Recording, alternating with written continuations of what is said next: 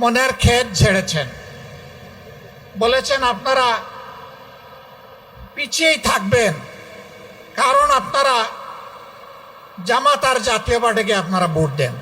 নেতা আমিরের এই কথাটা আমার খুব ভালো লাগছে। কারণ কি জানেন, এই মির্জা আলমগীর উনি বলছে রংপুর গিয়ে আপনারা শুধু ভোটাভুটির সময় শুধু বিএনপিকে ভোট না দিয়ে আপনারা জাতীয় পার্টিকে ভোট দেন। আসলে এর জন্যই নাকি রংপুরবাসী এখনও পিছিয়ে আছে। আচ্ছা, আমার কথা, রংপুরবাসী ভোট যাকে মনে হয় তাকে দিবে। আপনাদের সমস্যা কি?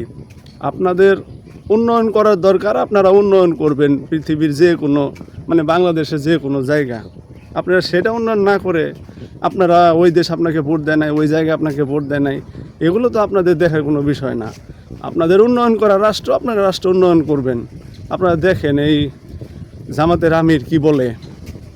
আফসোস, সরকারি দলের বয়োজ্যেষ্ঠ নেতা,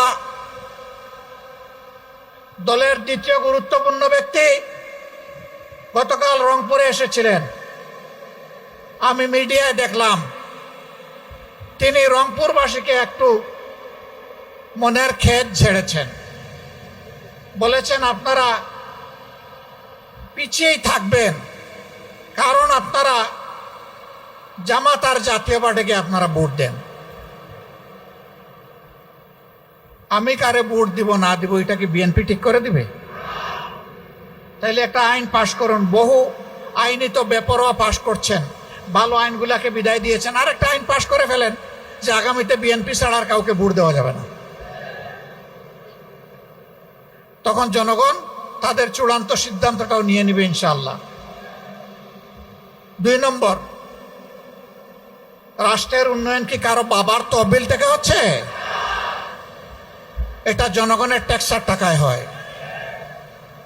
রংপুরবাসীকে বঞ্চিত করার অধিকার কারোই নেই। এই বৃহত্তর রংপুরবাসীকে গাইবান্ধা, রংপুর, কুড়িগ্রাম, লালমনিরহাট, নীলফামারী এই জেলার জনগণকে যারা বঞ্চিত করবে তারা হইল গণদুশ্মন।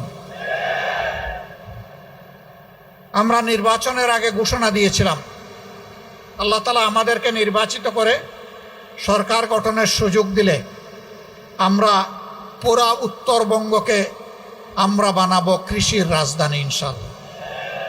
আফসোস, আমাদের কোনো আফসোস নেই, সরকারে আমরা যাইনি, কিন্তু সেই আওয়াজ এখনো আমরা সংসদের ভিতরে দিয়ে চলেছি, দিয়েই যাবো ইনশাআল্লাহ। আর যখন সুযোগ আসবে তখন আমরা করবো ইনশাআল্লাহ। ওনারা করবেন না, কালকে এসে জানাই দিয়ে গেছেন ভোট কেন দিলেন আপনারা আমাদেরকে।